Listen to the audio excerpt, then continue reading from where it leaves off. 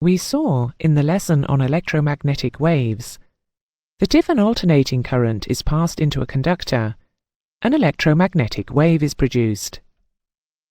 We also saw in the lesson on wave modulation that if a second, less powerful current is also passed into that same conductor, then intelligence can be passed with the electromagnetic wave. This is the fundamental basis of radio communication. An important part of this process is the antenna, or aerial, which is the conductor.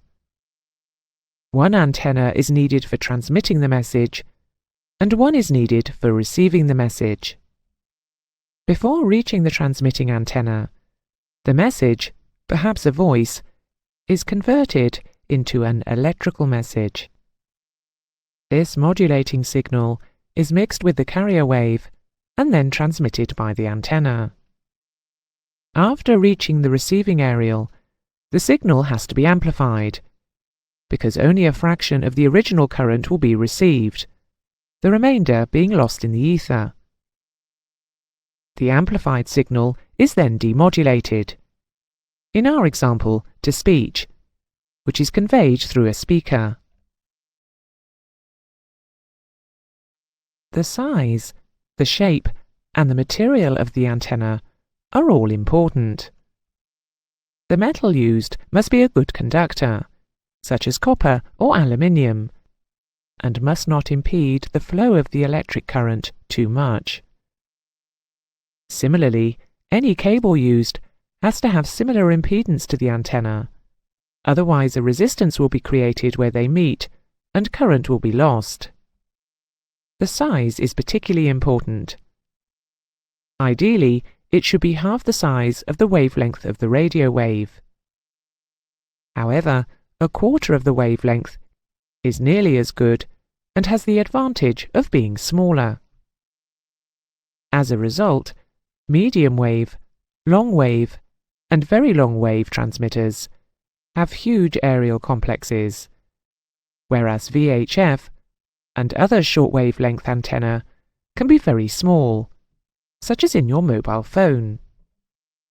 Transmission in VHF with a wavelength of between 1 and 10 meters is therefore desirable, not least because of transmitter aerial size, which would range from half a meter to 5 meters.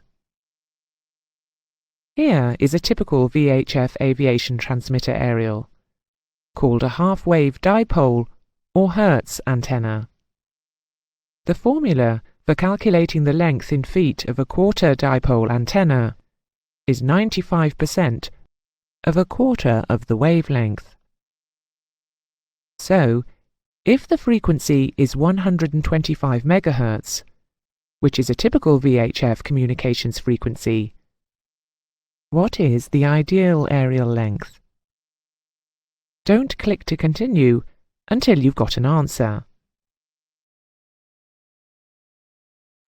You should have been able to work out from the previous lessons that 125 MHz gives a wavelength of 2.4 meters. So, 95% of a quarter of 2.4 gives us an ideal aerial length of 0.57 of a meter, or 57 centimeters. Let's look at a half-wave dipole.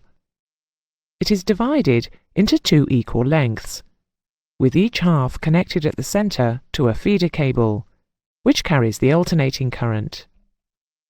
You will be familiar in your home with a ribbon antenna attached to your tuner. This is a half-wave dipole.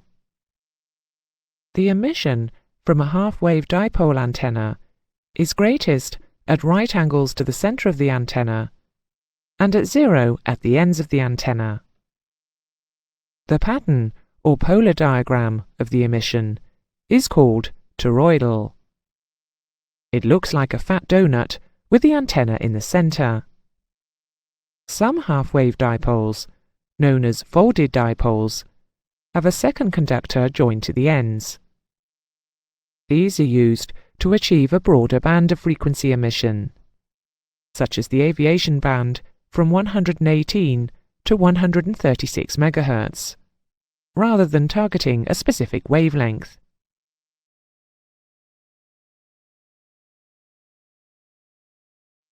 The other type of communication antenna we'll look at here is the quarter wave or Marconi antenna. By placing a quarter-length antenna on, but isolated from, a metal surface, such as an aircraft skin, the metal surface acts as a reflector, and so the antenna size only needs to be a quarter of the wavelength. Because electromagnetic waves travel at different speeds through different media, for example, through metal, they travel at 95% of their theoretical maximum speed, the antenna length, when fixed on metal, must also be reduced to 95% of its maximum theoretical length. Aircraft have to communicate over the whole range of aviation frequencies, but they cannot use an antenna with varying length to match the varying frequency. So an electronic device is fitted in the circuit between the radio equipment and the antenna. This aerial loading unit samples the signal, then balances it for maximum antenna efficiency.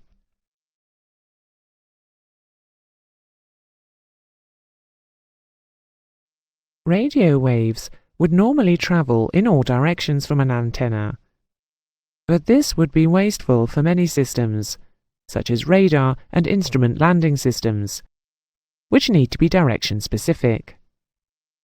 The simplest way to achieve directivity is to add elements, called parasitic elements, to the antenna. If we place a metal plate 5% longer than the antenna at a distance of a quarter of a wavelength from the antenna, and in the same plane, it will act as a reflector. This reflector re-radiates the energy 180 degrees out of phase, with little signal behind the reflector and increased signal in front of the antenna. The signal shape is shown here. This process can be taken further by the addition of other elements in front of the antenna, also spaced at quarter wavelength. These elements are known as directors and are smaller than the antenna. They focus the signal out of or into the antenna, giving a stronger signal than that which would be generated by a simple dipole. These antennae are called Yagi antennae, and they are commonly used for televisions. However, directing a signal in this way produces side lobes, which transmit and receive unwanted signals, such as reflections from buildings. An application of the directed signal is the ILS. A narrow signal is produced from the localizer signal from an array of 16 or 24 antennae placed in line, with half-wavelength spacing, each antenna enhancing the signal of the other. However, side lobes are produced. Given that ILS systems transmit between 108.1 and 111.95 MHz, if we take a signal at 108.1 MHz, we can calculate the wavelength as 300 divided by 108.1, which gives 2.78 meters. So, the antennae should be spaced at 1.39 meters. The system produces two overlapping signals, which are modulated, one at 90 and the other at 150 Hz. The strength of the signal from each lobe becomes more noticeable as the aircraft wanders to the side of the center approach line. We will look at this topic in greater detail in the ILS chapter.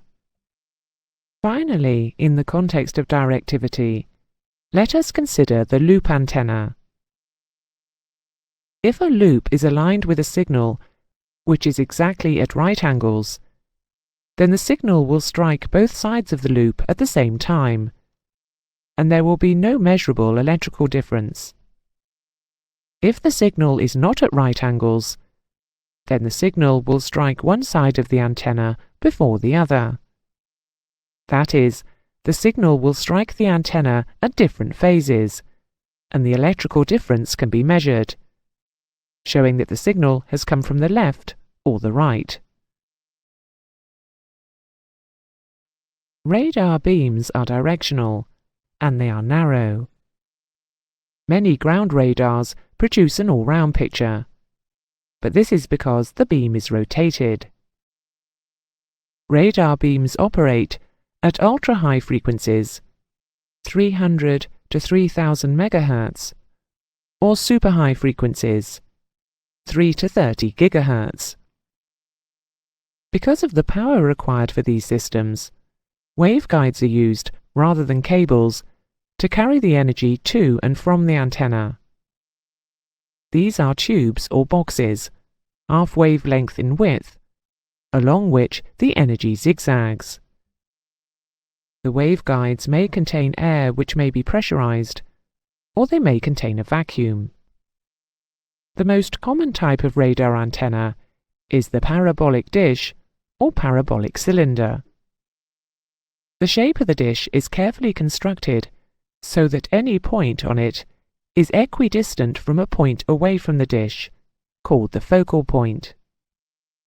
If the current is emitted at this focal point, all the waves to the parabola are reflected as parallel waves. Also, the path lengths FXA, FYB, etc. are all equal. Thus, the reflected wave is made up of parallel waves, which are all in phase, thereby producing a narrow beam of radio waves. Because the focal point is minute, the energy from the waveguide will cover a slightly larger area, and there will be some spillage of energy which causes side lobes to be transmitted. These may cause radar returns from outside the target area of the main beam. A much smaller type of radar antenna is the flat plate or slotted planar array. We have seen with the ILS localizer antenna that if a series of antennae are spaced at half a wavelength and are fed in phase, the energy from the antennae is enhanced.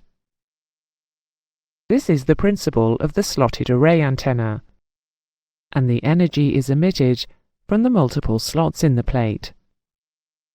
This type has the advantage that the side lobes are smaller, thereby wasting less power. The RF energy is therefore concentrated into a narrower beam. It therefore needs less electrical power.